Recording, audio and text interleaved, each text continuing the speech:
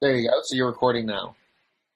Fantastic. Good morning, or I guess it's good afternoon by now in some parts of this country, and welcome to our a Patheos live chat sponsored by the Patheos Book Club. This is our first attempt at hosting this at our new Patheos Learn It Live classroom space. So we're so happy that you're all here joining us. Yes. So I've got some fantastic friends with me here today for this chat on this pretty amazing resource from Spark House called Animate. It's a DVD small group resource, and this is their latest kind of version. It's called Animate.Practices. So we're talking today about the practices of our faith. And to help me do this, I've brought some of the cast of Animate, Shane Claiborne up there, Doug Paget, and the behind-the-scenes person for Animate, which should be pretty fun, Carla Barnhill. So we're going to talk today about what Christians do, what we do as part of our faith, and the spiritual practices that sustain our faith. So let me briefly introduce these guys and let them say hello to you. We've got Shane Claiborne up there at top. Shane's a best-selling author, an activist, a speaker, a magician, as we've discovered as well, a very playful, all-around playful guy. And he's the founder of The Simple Way in Philadelphia, where he lives and works in community in behalf of the least of these. Hi, Shane. Hey, this is great. I'm very excited to be a part of this. I'm glad that there's just the four of us. We don't have to worry about all those other people talking. So, no, great. Great to be here. That's right. Shane is referring to the first attempt at this live chat in which we did have a few more guests, Brian McLaren and Sarah Miles, whom I'm so sorry aren't able to join us today due to traveling schedules and so forth. But, you know, their spirit is here with us, and they sure wish they could have been here today. So Doug Paget, another well-known author and leader. Not best-selling, though. Not best-selling author, Doug Paget. You just have to own your own bookstore where you carry your own books, you know. Shane Claiborne, best-selling author, also author Doug Paget. Okay, so I'll take that any day of the week. You know what? Just correct me if I'm wrong. Call yourself best-selling. I don't care. You might as well be, right? I am not a best-selling author. But you sure are. Yeah. But you're definitely a best-selling speaker and merchant church leader. So. Yeah. So there you go. So, and you're also the founding pastor. Bird enthusiast. Yes, you're an art enthusiast for sure. You're the founding pastor of Solomon's Porch, which you call a holistic, missional Christian community in Minneapolis, Minnesota. Hey, Doug. We do. Hello, Deborah. Best-selling Patheos live chat hoster. Yes. So I'm actually thrilled about this. This is great. Patheos is the best because Deborah Arca is the best. You didn't mention that I'm the aspiring head of the Deborah Arca fan club. Well, thank you so much. Oh, and and I know, you know what, I love you for that, Doug. But I also forgot to mention your involvement with a really exciting new venture. So Cana Initiative, which is kind of merged with the Center for Progressive Renewal, I believe, and you all are doing some amazing things there in terms of, yes, you converged. So that's fantastic. Okay, then we have Miss Carla Barnhill here on the bottom, or maybe I don't know where she is on your screen. Carla, hi, thanks for joining us. Carla, tell me a little bit about yourself. I know that you are one of the script writers for Animate. You also consulted with each of these folks on their individual videos that they think are part of this Animate series. But tell me a little bit about where you are today and kind of what your full-time gig is. Are you award-winning in some way? Well, let's say yes. Let's go ahead and say I've won some awards in my day. They might have been in elementary school, but that's not relevant now. I should say I didn't write the scripts. I edited the scripts. All of the presenters did their own writing, mostly. But they really came up with all of it on their own. My part of Animate was kind of tweaking it for them, making sure it was ready for video, and then working on all the handbook and leader guide materials that people hopefully have in their sweet little hands right now. So it's been, I worked on all three of the Animate products, and it's been one of my favorite things I've ever done. Fantastic. Okay, and you're joining us today from where? Minneapolis, right here in Spark House itself, for the publishers of Animate. I'm working full-time for them, and here we are in a closet, sort of. Not really, I don't have any birds behind me. But. And this is the third Animate DVD, correct? So we started with we started with Animate Faith, and then the second was Animate Bible, I believe, right? Correct. And then this one is Animate.Practices. And I just have to tell you that I've gotten a few comments from some readers who have said this is perhaps their favorite, and that this has been working the best with their church and their small groups. So that's kind of interesting. So I'd love to hear maybe some feedback on why you think that is. But hey, let's get started just a tad. And you know, this one was about practices, and I'm going to tell you the 7 practices that you all covered in this this DVD. So Christian practices: prayer, food, worship, sacraments, money, service, and community. So let's just start off. I don't know who wants to address this question, but who came up with these as the kind of critical, essential 7 Christian practices that felt, you know, that you felt most important to cover, or that you felt spoke to what our central practices are in the Christian faith? Do you want to speak to that a little bit, Carla? And then I'd actually love to hear Doug and Shane speak to that as well. Yeah, we actually kind of go after the practitioners first. We wanted to kind of get people we thought could really speak to churches and to communities and say, okay, if you have the ear of these people for 6 minutes, what do you want to talk to them about? What spiritual practices do you think are essential? And so I think people will find as they go through it, the DVD, but also the handbook and the learner guide. It's a whole system of stuff in there that, you know, it makes sense to have Shane Claiborne talking about money, because this is what he lives and breathes. How are we generous people with the resources that we have? And it makes sense to have Doug talking about community, because, again, he bathes in it.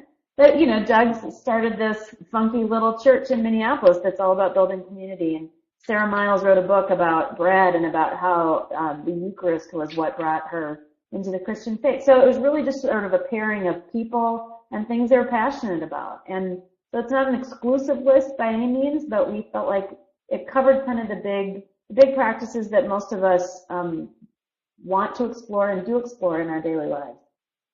And I don't know, Deborah, if everybody knows how these things work, but they're really designed as like this curriculum for a group to use together. And what Carla and others at Sparkhouse have put together that's so smart is to like do these 6-minute contributions that are videoed and then they're animated. So there's like, I mean, feel a little Dr. Doolittle about the whole thing, you know, there's like sketches kind of going on around you. It'd be like someone's talking and there's a giant bird over their left shoulder. You know, it's just crazyville.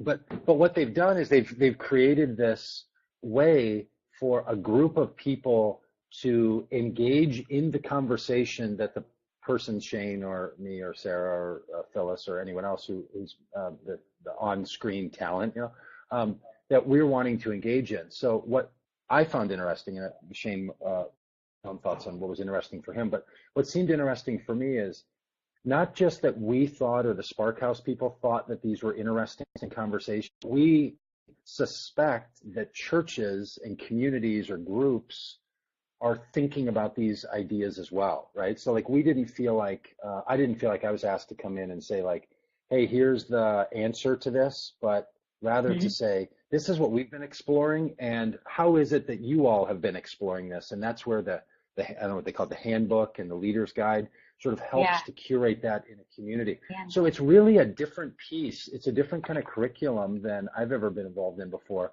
because many curriculums kind of tell you what to, like how to think about the ideas that are in the curriculum. And this one seems to facilitate what a community wants to be talking about and wants to be helpful as a community wants to talk about those things. It animates the conversation, if you will. It animates where the conversation. name comes from? So That is fantastic. Thank you, Doug. That was a really, really good recap. And that is, yeah, absolutely right. This is a very different type of curriculum that is much more about engaging the conversation. Shane, did you want to say a few things about Animate and kind of how, and this particular one around practices and how these particular 7 practices, rose up to the top? Yeah, well, I think that what was fun for me about the project was it's very collaborative. And I think that there are a lot of soloists out there, but there's a power in the harmony of different people, and particularly like folks sharing about one that they've been working, particularly hard on. And so you got, each one of us kind of sharing about kind of the fire in our bones and realizing that it's a part of a larger project. So that was really fun for me. I enjoy communal, collaborative, things. And it was also true that it's pretty intimidating when you got all these, speakers and preachers and writers, and we would give our little spiel and then you'd have 10 people critiquing you. And so it was fun though. It was I think we're all of our 10-minute articulation or whatever is sharper because of it, and so we had all those ears and talented communicators helping each other, say what we say a little bit more succinctly. So it was fun. It's a fun project to be a part of, and I like that we have, everybody's different voices, but all under, one kind of common theme of the practices. Yeah, I should say, so you all had Brian McLaren, you had Sarah Miles, you had a Methodist pastor, Mike Slaughter, the famous, the wonderful Phyllis Tickle, and you had Enuma Okoro talking about service, and then you two as well. So Shane, just let me ask you, like, how many takes did it take to get yours right? Well, we started with like even before we did the shoot of the final thing, we did like a rough sketch of it. And so that, but then even when you do it, I'm going to say it was very high tech. I mean, this was like Hollywood-esque, with the green screen and all these clip, that stuff. And yeah, it was great. It was you know this thing? Yeah. Take 2. So, yeah, I mean, yeah. So, but I think like all the work that we did to lead up to it was what was so critical. Cause I think then we had what we wanted to say. We've done it a lot of times, but it's fresh with the animation and all the other things in it. It really is fun to learn. Okay, great. So I'm going to have Doug and Shane, I want you to each talk about your particular practice just a tad, and then we're already getting some questions, people wondering how best to use it, et cetera. So we want to be able to take some questions. But I first want to hear just a little bit about how you entered into these different practices. So Shane, why don't you continue on? You talked about money as one of our practices as Christians. This is a very This is a very sensitive, delicate issue, money in the church. I mean, from stewardship campaigns, always that, like, how do we ask for money? How do we talk about money in the church? And you just hit this head on. And I like how you specifically talk about a theology of enough. So tell us a little bit about your understanding of the Christian practice of money as you talked about it in this Animate DVD. Sure. Well, and I guess the practice itself is the sharing of money, we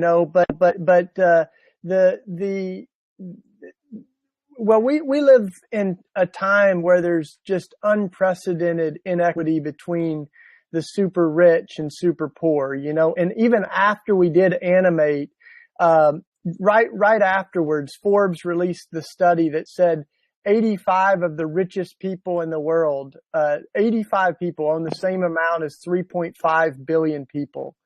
So less than 100 people own the same amount of wealth and assets as half the world's population. So that like this conversation about how we share seems, so important. I mean, it's all through the scripture, and I kind of talk about that, from the very beginning of the Exodus story. We have a vision of don't take more than one day's ration, and in fact, they're to take one day's ration in the Ark of the Covenant to remind them God's going to provide for you. You don't stockpile for tomorrow. You have no right to more than you need while someone else has less than they need. And of course, that idea gets reverberate, this idea that we're to have this day our daily bread, But I think, you read the scripture and you go, well, what does that mean today? I mean, Jesus told his disciples, sell everything you have and give it to the poor, but who really does that, what does that mean for my 401k plan or whatever, So I think that what that really, what I wanted to express is that there's a ton of ways for really practically to share money together. And some of it we get so intimidated by, we think we've got to solve the healthcare crisis or something. But when you look at the early church, it was pretty simple. They started pulling their money together, and when there were needs among them, they would meet those needs out of the kind of communal pot. And that's what we've been experimenting with here in Philly for the last 20 years. So we literally pulled money together to buy a house, and now we pull money together to cover medical bills, and we have an emergency fund. So like even this week, a neighbor's house was broken into and stuff was stolen, and we're able to come together to replace what was taken from her house and things like that. So really practical ways that we do it, but they're anchored in scripture. And they're also, I think, a gentle critique of the economics of the church. And I mean, you can certainly critique our federal government's budget, but I like to start with the church, which is that over 95% of our money is staying internally, often to pay for buildings and staffing. And so very little money actually goes the way it did in the early church, which was to meet the needs of brothers and sisters. So it's that imagination, I guess, that we were, that I was really shooting for, and some real practical examples of how we can share with our church community or, family or friends.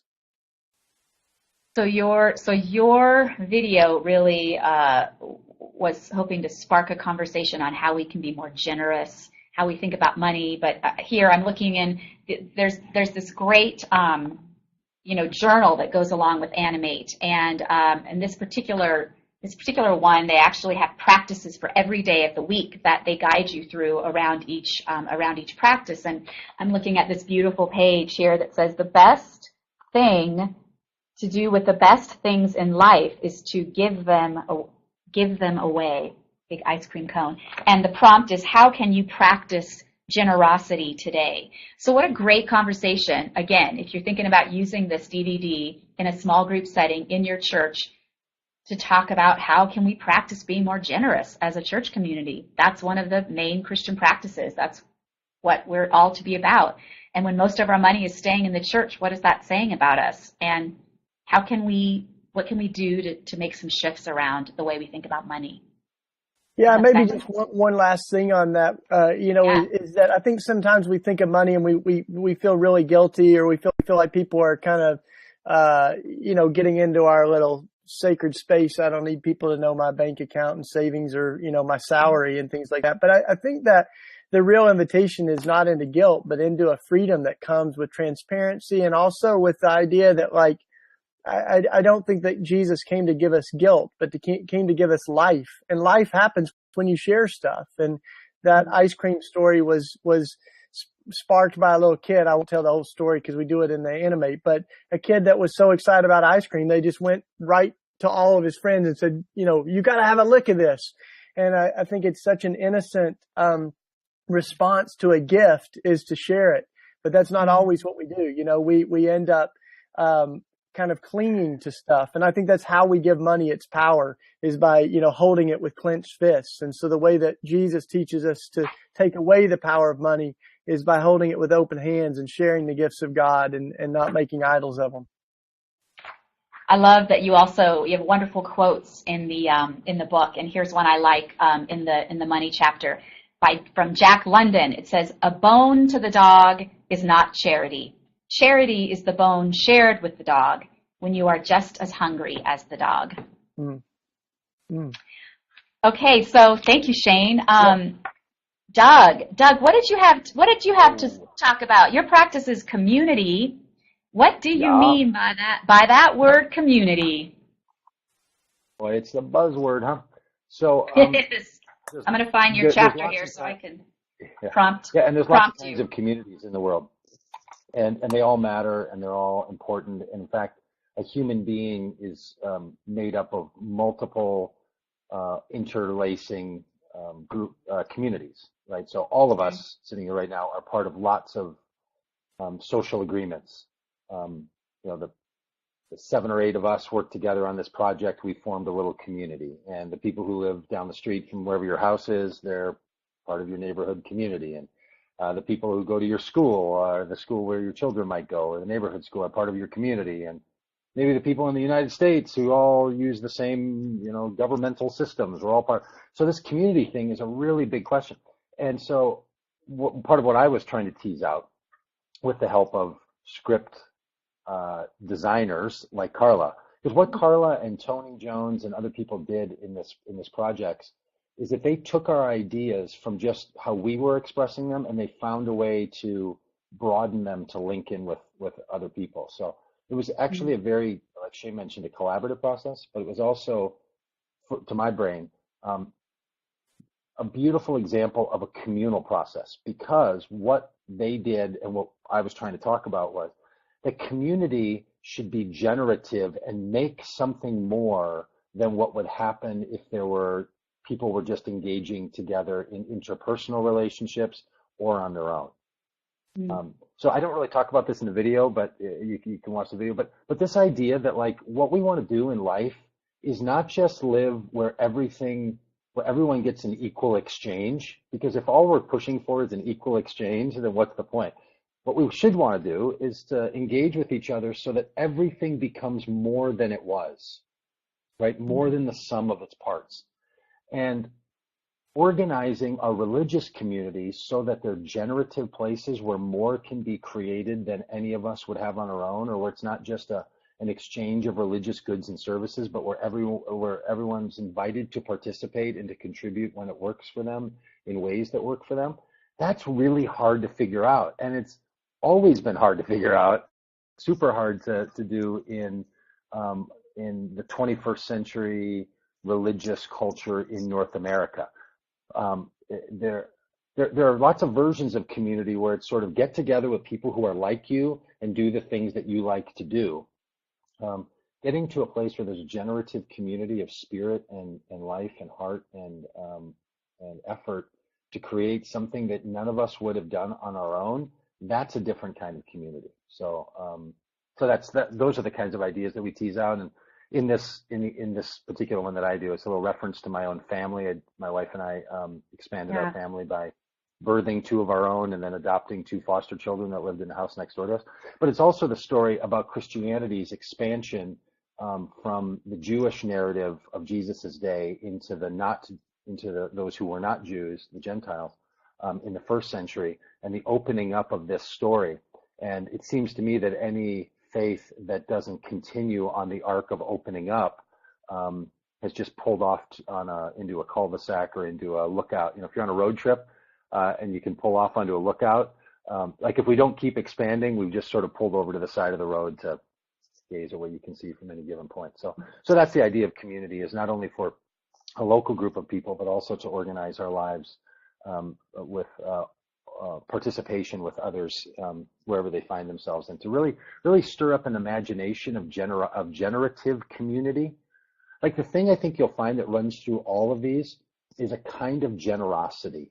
Like I think the commonality of like the big practice that I think would be all of these pieces would fit in. And this is just my opinion. It's not that of these are not the opinions of Animate or of Sparkhouse, but is that it's a practice of generosity, whether it's a generosity of food or a generosity of faith or expression of faith or of money or of service or of worship, like that all of these are seen through the lens of generating something and making and creating and being and expressing and growing, as opposed to I don't know, the opposites of all those. I don't even want to say those words. So, Yeah. And I think people should also know that what happens is we shot these videos like Shane was describing that had this script, and then an animator named Paul puts background around us and does these cutouts, and that's all then reflected in the journal and the handbook. So if you show the video to a group and they watch it, Shane talking for 10 minutes or 8 minutes or something, then there's a handbook that takes many of these ideas and opens them up for a community to talk with each other a bit more about all this. So it's a very very generative structure to the whole thing. It is. Okay, so I'm looking at this page in your chapter. This is a cool big graphic. What do you bring with you to your community? Yeah. And I'm really struck by that question because, often in the church we think, what are we going to get? What are we going to this community to receive? And we, to flip that and say, what am I bringing to this community? And what am I bringing? I'm an active part of this community. And I mean, I suppose that goes back to, do our communities, do our churches invite us to bring ourselves and our gifts or not? I mean, that's one question that you could look at in your own church. Are we a real community that's inviting people to bring their gifts and share their gifts? Or are we kind of this community that's saying, we got all the gifts and we're going to, share them with you. And at some point, maybe we'll. Yeah. So Shane, you live in community. Go ahead, Doug. And so what we each did, and you'll see this when you watch these, and Carla and the other designers helped us all to do this, is to come up with one or two evocative metaphors and stories. So the reason there's a bucket in that guide is that I tell a story about adopting our foster children, our sons who were living in a foster home next door.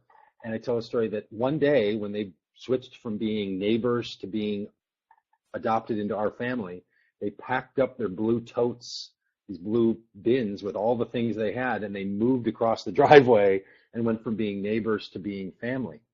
And so I reflected on the fact that they brought with them a story and a history and a life, and they not only were changed by us, but they changed us. They changed who we were then, and they changed our trajectory, they changed our future, and tried to suggest that we might want to form communities that ask people to do that, to join us, not to make us one or two people more, but to make us a new kind of people in a new way. And that's really hard to do, right? So all of these practices are not designed as like simple plug and play, but they're like, maybe this will help you to engage in these endeavors that you want to invest your life in. Well, and that's one of the things that's different about Animate.Practices that we didn't do much of in Animate Faith or Animate Bible. Both of those, Animate Faith and Animate Bible, were pretty classroom bound, like everything kind of happened in that group session. And then during the week, you had maybe some things to think about or whatever, but there wasn't any homework or anything like that.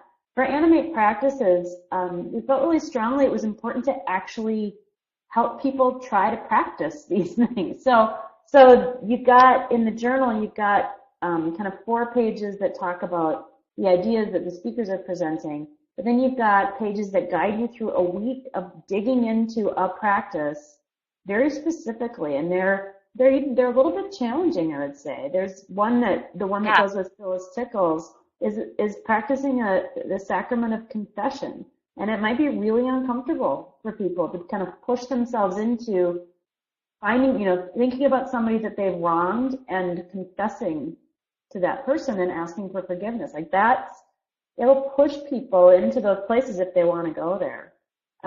For Shane's, we encourage people to kind of really pick one of the ideas that he talks about, whether it's creating a neighborhood co-op or a tool share or deciding you want to set up a college fund as a community for a kid in your neighborhood who won't be able to go to college. Like we tell people to identify something you can do and then guide them toward doing it. So we're really trying to get people to not just talk about it, but consider, how are you going to do this in your life in real ways?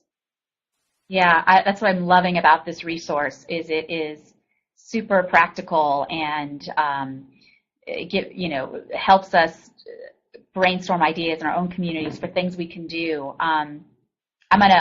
So thank you, Carla. That was a great add on to that. And I want to ask Shane a little bit about community too, because you live in community and what community is like for you. But here's another great quote from Jean Vanier. Jean Vanier.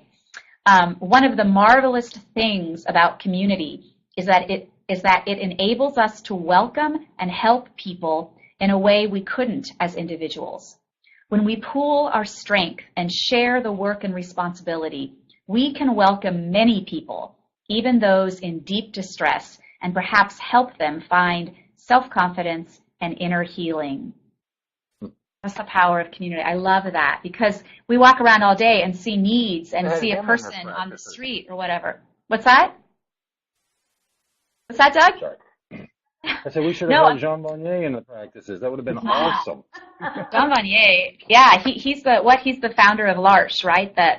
One of the what do you call it? One of those communities that we all kind of seek to model and has been a model for a lot of people. Shane, right? Is that who Jean Bonnier is? I'm right on that, right? He's the L'Arche guy? Yeah. Okay. I've never heard of the guy.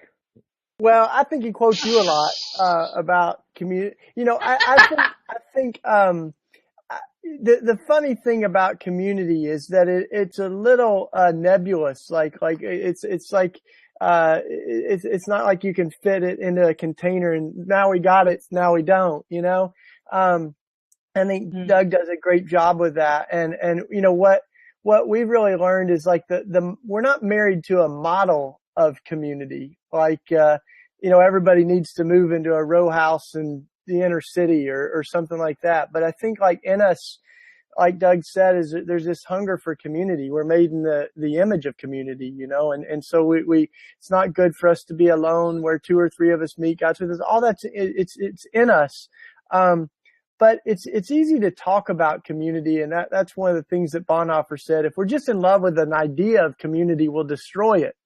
But we've really got to work those muscles, because we've lived in a culture that has idolized independence and individualism. And so for some people, a step towards community is just meeting with the same group of people every week and, starting to just share a little bit of our lives and our money and, I'm a big fan of doing like a little community well, and then you want more of it, rather than I think a lot of young people get this idea, oh my gosh, we're going to like share everything we have. We're going to do every meal together. And then it's like awesome for 3 weeks or something, and so I think like that we've really got to sustain it, but we're in some ways we're working muscles that have atrophied. So we got to like dip our feet into it. And do really practical things like confession. Confession is integral to community. If you have a group of people that can't say they're sorry to each other, then that's not community. So I think some of these things, they really do overlap. And sometimes we want all the like sexiness of community without the work of it, So sometimes we say, everybody wants community, but nobody wants to do the dishes. And so that's the real hard work I think that we really try to get into with this too, is these practices are things that we're practicing. We're working at them. You don't really fully arrive, at the perfect community. And even the models that we have here in Philly have changed over the 20 years that we've been here. I moved into a house with 10 of my friends, and now like I live across the street and we've got 6 or 8 houses on the same block, and a lot of us still share, cars and people in and out of our house. But the thing that I think that Doug really gets at, and also with the money conversation, is what we're really talking about is trying to live beyond the limits of our biological family or whatever or even of ourselves, or of our national identity or whatever, to have a vision that to be born again means we've got bigger vision than just that kind of tunnel vision of, oh, these are my kids. So, that's who I'm responsible for. Whereas the scripture really makes you think, wow, no, we're, if someone else's kids are suffering, it's as tragic as if it were our own kids. Yeah. Okay. Confession time. Speaking of confession, what of these practices do you guys most struggle with? So prayer, food, worship, sacraments, money, service, community. What do you find? What's the biggest struggle for each of you personally? This is just a little, confession moment. No, but I mean, because, Carla, prayer. For me, it's prayer. That's one I haven't quite figured out what to do with that in my life. And, I'm happy to share my life and share my stuff, but I have a hard time kind of sitting down and figuring out what it is that prayer is supposed to be about, what it's supposed to accomplish. I don't kind of get it. I will say this, that having Brian McLaren talking about prayer, I get to thinking about it again. When he starts talking about how he kind of overcame his own stuff, I'm like, okay, there might be something there for me. So that's one that I have listened to with an extra ear to, because I thought that's one I don't do very well. Mm-hmm. Yeah, so I was going to read a quote from the prayer section. The prayer does not change God, but it changes the one who offers it. That's a Kierkegaard quote. Yeah. So how might it not be about God, but about us? Prayer. So, Doug, what about you? What do you struggle with as a practice? I would love to, and I want to live in a way that God is changeable, livable, and alive, and engaging, and. So you'd like to take on you'd like to take on Kierkegaard's quote there and say prayer does change God. Well, maybe for him it doesn't. I think there's another way to angle at that. Thank you for that. No, that's good. Yeah, thank you. Yeah. There's a number of German theologians that I'd like to take a. But you'd like to take on, okay. Well, just sort of chat and say, where's that coming from? And that's the interesting thing about all of these practices, right? Is that, they're linked. So the thing that's the hardest for me is not any one of them particularly. I mean, they all are. I was thinking, boy, talk about ranking what was harder. The thing that I think the curriculum does well, and that I really want to think about, is how they're linked together in me as a whole person, right? It's the interplay. So rather than and the curriculum doesn't want you to do this, but someone could read this into it, hey, have a week where you think about praying, and then talk about your money later, and then talk about what you're going to do for confession, and then think about your community. But really, these things they're all woven together, right? And there's no way to pull them apart. And the hard thing sometimes for me is is sort of leaving out one of those. Like, people that are into some kind of working out talk a lot about cross training. And I think about these practices more like cross training, right? Where you're wanting to develop, as Shane's comment about, we're working on muscles that are atrophying. If money is an issue, one of the ways to solve your money problem might be through confession or through meals together, right? Because they're not different things. And so much Christianity has sort of said, well, there's a tradition it's really about prayer. And there's a tradition that's really about worship. And then there's a tradition that's really about, monastic community. But there's also this kind of Christian way that wants all of those things to be interplaying with one another and inseparable in some way. So not to be all nerdy science guy, but how Einstein's genius was to stop talking about space and time as two different things and start talking about gravity as its effect on space-time. There's a sense in which these practices shouldn't have, they should be word jammed together, worship, prayer, service, all as kind of one way of living and being. And that integrated life is the harder thing for me than which one of these particular duties do I want to do, I'm more of a runner than a CrossFitter or something, like, so I'm just going to lean into that one. So this kind of interplaying CrossFit or cross training sort of, that seems really interesting to me.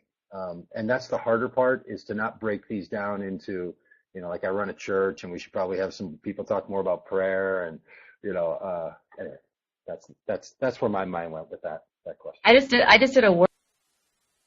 Oh, wait. Oh my gosh. Can you guys hear that? Okay. I just had a weird like mute, unmute moment. But I think I'm back. Can you hear me now again? Oh, we could hear you. Okay, good. That was really strange.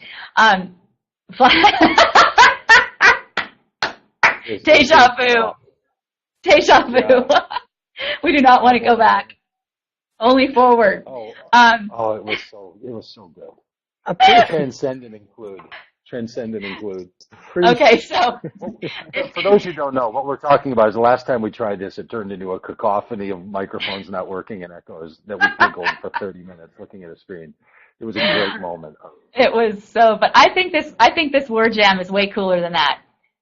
Prayer, food, worship, Eucharist, community, money, confession. That's a cool point you made, Doug, getting into the science nerd guy. Shane, what do you think? What about you? What do you find the biggest struggle with practices, or is there one particular one that you struggle with more than others? Exercising. I'm trying to catch up with Doug on my personal training. But I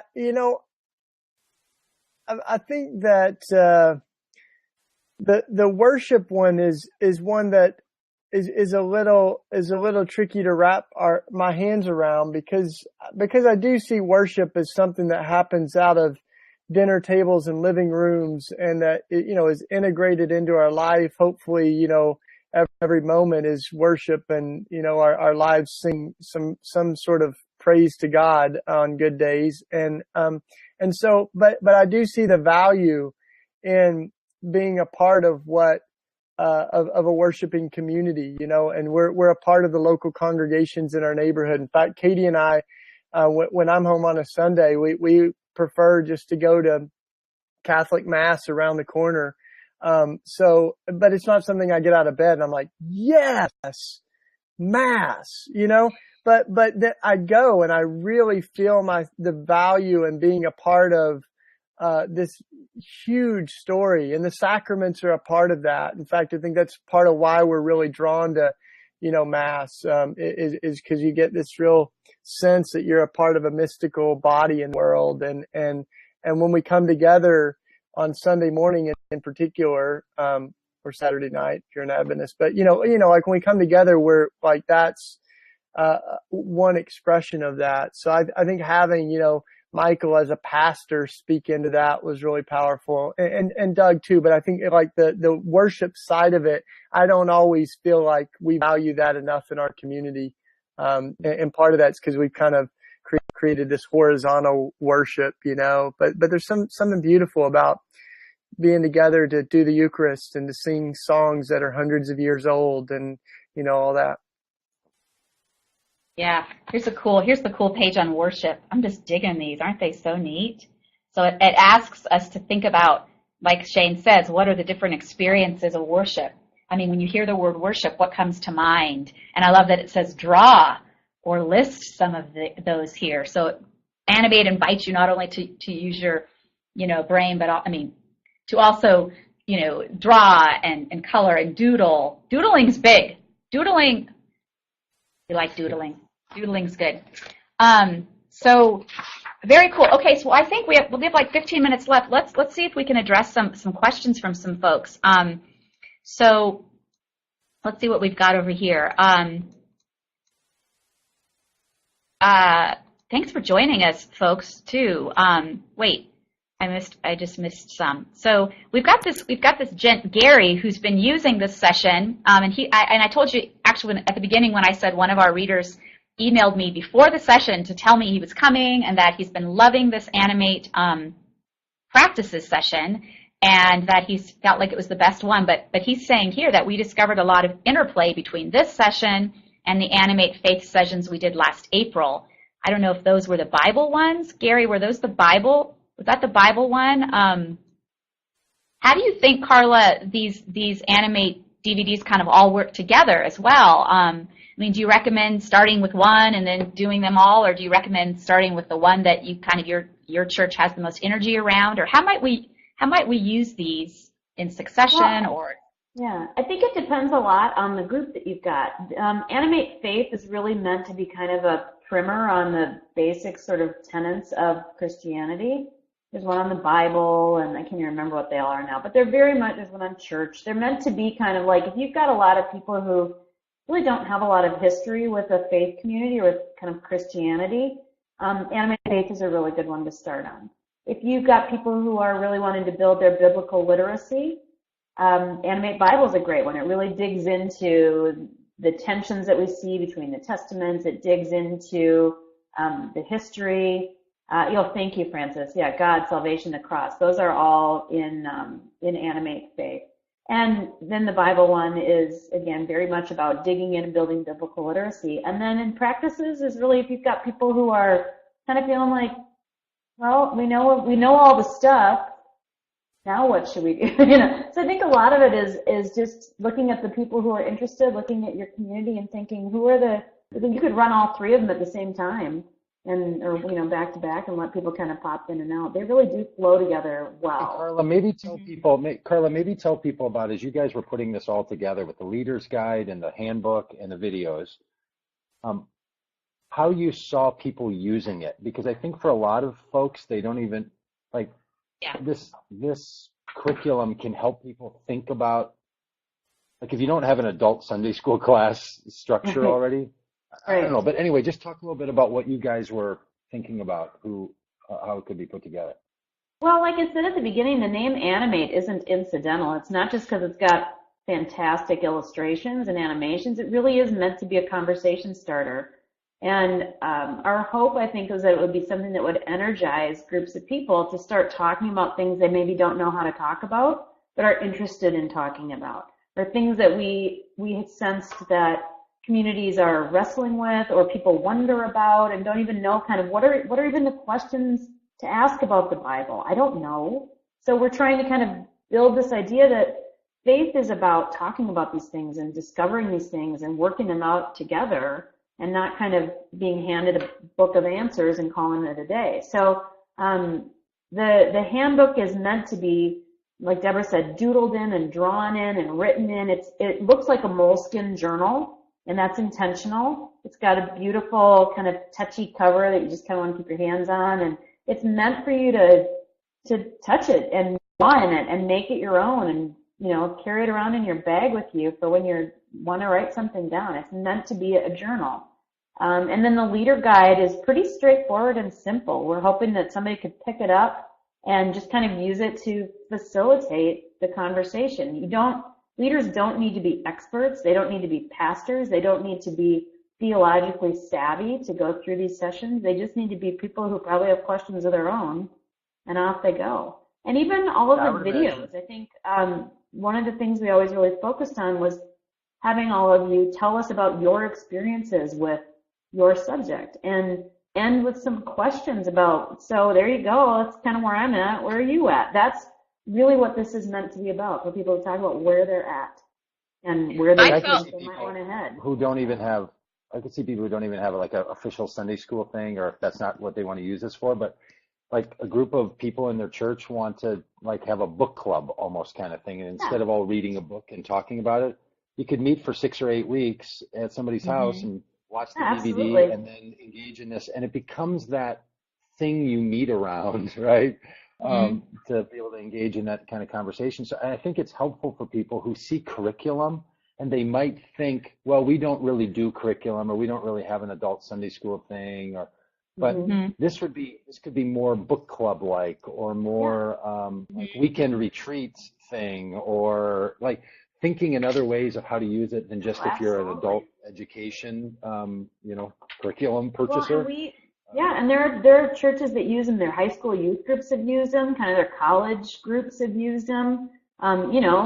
They're really pretty again, they're very kind of learner friendly. They're not meant to be high-end theology being dished out at you. They really are meant to engage people. And so, they're very intelligent and thought out well, but they're meant to be for people who are trying to ask questions and figure stuff out. So yeah, they're short, there's 7 of them. So you don't have to have a 12-week adult Sunday school set up to be able to run through this. So this is actually my favorite one too. And I'm thinking, like the Bible one, I liked the Bible one, but I did feel a little almost unprepared, less prepared to lead that one, not being a Bible scholar or a theologian or even a pastor, than I would be prepared to do this one. And what I also love about this one is that everybody, we want to do stuff, especially like, everybody, but I know you hear this often in the church that younger people or the, folks under like 50 or 40, they want to learn how to practice their faith. They're less likely to come into church and want to just listen to a sermon and sing some old hymns. They want to do stuff. They're like, what does this have to do with my life in the world? And that's what I think you guys really nailed in Animate.Practices is this is about being a live person of faith in the world every day and every choice we make. And I think this one just really speaks to what people are longing for right now from a church, from a faith, from something. Yeah. So, all right. Well, listen, we got about 5 more minutes. How should we wrap this up? Carla, what's next from Animate? What's the next in the Animate series? Thank you, Doug. You know what, Doug? You are going to become the award-winning live chat participant, in my opinion. Oh, see, Shane Claiborne? Dude, I'm so giving you that title today. Yeah. Take it. Yeah. Yep. All I had was magic tricks. Mm-hmm. Carla, what's next in the Animate series? Yeah, what's coming up next in Animate? Nothing. That's it. Nothing. This is it. That's it. There's just the 3. Don't wait. Oh, really? Don't wait. Okay, so this is it. All right. So you got to with pressure. You never know if the people. But you got. We'll listen. Yeah. So tell your friends. Buy a lot of them. Reunion tour maybe in 15 years, something like that. Left Behind series. That's right. Well, there's lots of great things coming from the Spark House, but in terms of the Animate series, it's just the 3. So the great thing about this, they're pretty timeless. I think as people come through churches or through communities or through other kinds of spiritual groups, you can keep using them. They're going to be around for a long time. Yeah. That's right. There's a lot of material in here that you could kind of go back to with different groups. And who's tried it? Has anybody tried this like with a youth group, with kids or teenagers? I could see this definitely. I could see all of them, but especially this last one, I could see being really fun with a youth group. As well. I know we've had people use them with youth groups and college groups. So yeah, that's great. Okay, I love this one, and I invited Anuma to come, but Anuma is in. Where is she? She's in Nigeria. Nigeria? Where is she? Oh, is she in Nigeria now? No, wait, where did you say she was? I think she's living in Nigeria.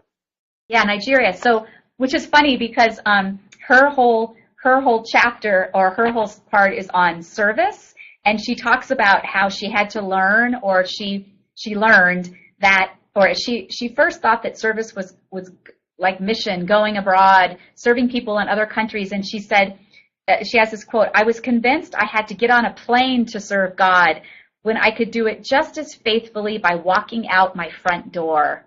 I love that quote too. So Anuma learned about how we're being of service in the very place we live. And I think that, again, it's just another, a lot of times in the church we talk about, we need to figure out how to get into the inner city and serve the inner city, when there are people, there's inner city everywhere. There's inner city in all of us. There's inner city in every suburb, right? I mean, there's people in need and people hurting in our communities where we are. So I love that. There's so much good stuff in this. So I'm going to just give each of you a final, a chance to kind of, maybe one practical, how about this? One thing we could all do, one practical thing we could all do, oh boy, okay, I'm not coming up with a good one yet, Doug. I was just going to say one step we could all take this week to animate our faith. Drink more water. One step to a healthy life. Because you know what I loved about what Carla said, and this conference that I went to recently, it was about taking small bets, starting small. Was that Carla that said that? So, or no, that was Shane that said that. Start small. Don't go and try to build this, this huge, this ideal community. Start with getting a small group of people together every week and seeing how that goes. So I really appreciate that invitation to start small. And as I was at this conference I was at, they talked about small bets. Small bets. That is the way towards an epic win in gamer terminology, I suppose. Okay, so what do you think? I think, okay, here's my one thing. I think to start talking about, there's a sense that what we talk about in the world is what we make in the world, right? Just as human beings that use language or whatever. Once you start talking about it, you start seeing it in more places and it starts to create. So I think picking one or two of these practices, or maybe the interplay of all of them, and starting to talk about them with people. Hey, I was on this chat, or I'm looking at this curriculum and we talk about this. How do you think about that? Just that act right there has a generative structure to it. And sometimes we wait too long for some grand reason to be talking about something. And we should use, I don't know, I think we can just be more generative in what we choose to talk about. So that would be my thing, is just stirring it up. Talk about a practice. Talk about a practice that you struggle with. Yeah. Yeah. I know this phrase means something different to those of you living in Colorado, but stir the pot a little bit. That's my pot reference. That's my pot joke. But that's radio silence. Yes, I know. Stir it up. All right. What do you think, Shane? What should we be? How should we be stirring the pot this week, Shane? Some people are uncomfortable about marijuana, apparently. We can't end on that note. I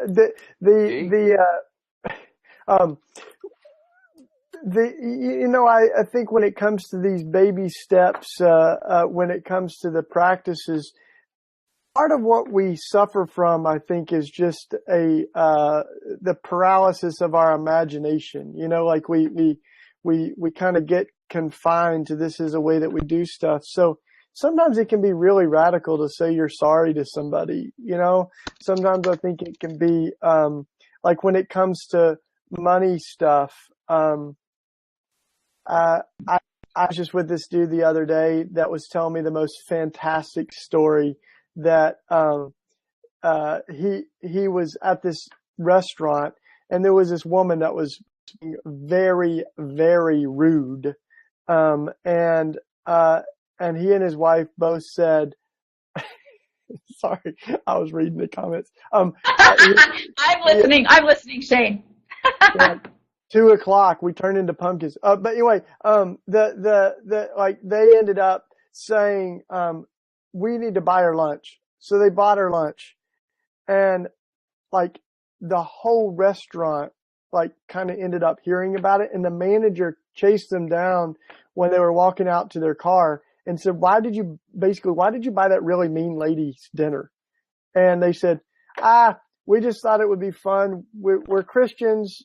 Jesus seems to teach us to do really bizarre things. So we bought her dinner. And he said the restaurant manager just started weeping. And he said, we didn't really intend for that to be a witness of our faith. But, apparently buying a mean lady dinner, actually moved a lot of people. And so I think it's just kind of thinking, how can I have the eyes to see opportunities that might not have struck me otherwise? Woo, Shane, that is it. And that's where we're stopping, because none of these other guys got anything on you right now. They have devolved into jokes about Cheetos and Doritos and Taco Bell. Thank you guys so much. Animate. Where's my other Animate? The only thing I'm missing here is the Leader Journal, I believe. But Animate, very, very, very cool resource. We hope we've given you a taste of it and then some today. Thanks so much for joining us. I really have no idea how to end this chat because this is the first time we've been on Learn It Live, but I hope you've been enjoying our new platform, Learn It Live, and I hope you'll come back for more of these. We're planning to do many more. And I would really like to thank so much Carla Barnhill being here from Spark House, Doug Paget from Solomon's Porch, etc., and Shane Claiborne from The Simple Way, best-selling author, you know. So thanks, you guys, and I wish you all well. Hey, there was one great quote. I wonder if I can find it now. There's one great prayer in here. Oops. Oh, maybe I'll find it, maybe not. And then we're going to put up this video. We'll put this video up for you on the Patheos Book Club so you can share it with your friends and so forth. But here's the prayer of the day. Prayer of the day adapted from the Book of Common Prayer. May the Holy Spirit guide and strengthen us, that in this and in all things we may do God's will in the service of the kingdom of God's Christ. Amen. And peace and blessings to you all today. Thank you. Thanks, everyone. Bye.